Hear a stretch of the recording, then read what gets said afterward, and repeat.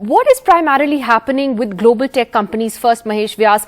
Is it that they went on a hiring spree during the pandemic, which has now got undone? Is it just as simple as that?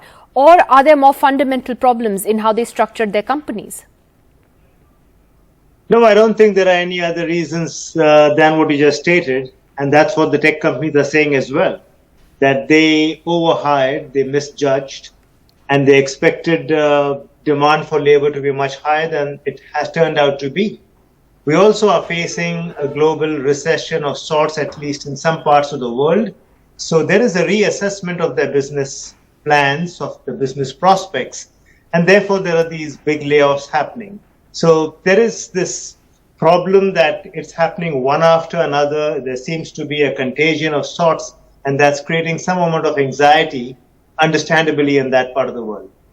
Now, this is as far as big global tech is concerned, Google, Meta, etc. But we've also seen Indian companies announcing layoffs as well. I was just mentioning, Swiggy and some others that have done the same. Now, are the reasons the same? Are they similar? They are quite similar. So companies such as Swiggy, etc., also had overhired in a time when those services were used pretty intensely during the lockdown, when mobility was constrained. But as mobility has improved, as people have started moving around, the need for home delivery has reduced. It hasn't gone down, but the rate at which it was growing has certainly come down. So companies could not have anticipated. They wouldn't like to miss a great chance for growth. So they would obviously, all companies do that. They kind of overinvest into capacities or into hiring people. So that has happened, and we are now correcting for that increase in employment that was more than what turned out to be required. So where do all these people go? I mean, these were tech jobs that were created over the years.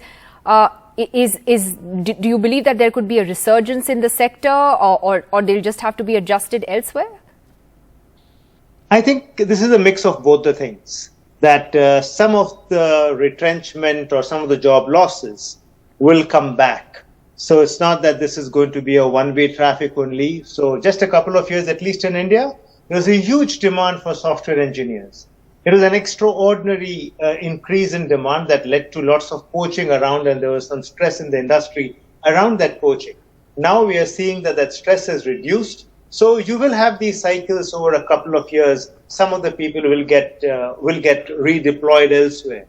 Over the longer run, one needs to understand that the age of getting a permanent job that you can be comfortable with for life is over. So industries will shed people. Industries will suddenly require lots of people. So the dynamics of the labor markets have changed dramatically, not only globally, but also in India now, where jobs cannot be taken for granted as permanent forever, even if you have a letter saying you have a permanent job.